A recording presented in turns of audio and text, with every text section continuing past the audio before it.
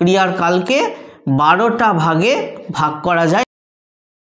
আজ আমরা আলোচনা করব ক্রিয়ার কালের শ্রেণী বিভাগ, অর্থাৎ ক্রিয়ার কালকে যে বিভিন্ন ভাগে ভাগ করা হয় মূলত এই ভিডিওতে সেটাকেই আলোচনা করা হবে। তো আমরা ক্রিয়ার কালের শ্রেণী বিভাগ করব দুটো দিক থেকে। একটা হচ্ছে ক্রিয়া অনুষ্ঠিত হবার সময় অনুসারে, অর্থাৎ কাজটা ঠিক কোন সময়েতে হচ্ছে সেই সময় অনুসারে ভাগ করব, যেটাকে ভাগ করা হচ্ছে বর্তমান, অতীত, ভবিষ্যৎ, অর্থাৎ বর্তমানকাল, অতীতকাল, ভবিষ্যৎকাল। বর্তমানকালের আবার ভাগ আছে 4টে: সাধারণ বা নিত্য বর্তমান, ঘটমান বর্তমান, পুরাঘটিত বর্তমান, বর্তমানকালের অনুজ্ঞা। একইভাবে অতীতকালেরও 4টে ভাগ: সাধারণ বা নিত্য অতীত, ঘটমান অতীত, পুরাঘটিত অতীত আর নিত্যবৃত্ত অতীত।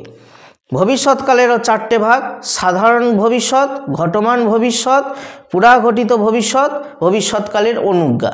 অর্থাৎ 4 3 12, অর্থাৎ ক্রিয়া অনুষ্ঠিত হবার সময় অনুসারে ক্রিয়ার কালকে 12টা ভাগে ভাগ করা যায় বা 12 প্রকারেতে ভাগ করা যায়। অন্যদিকে ক্রিয়াপদটা ঠিক গঠন হচ্ছে কিভাবে, সেই ক্রিয়াপদের গঠন অনুসারে ক্রিয়ার কালকে দুটো ভাগে ভাগ করা হয়: মৌলিক কাল এবং যৌগিক কাল।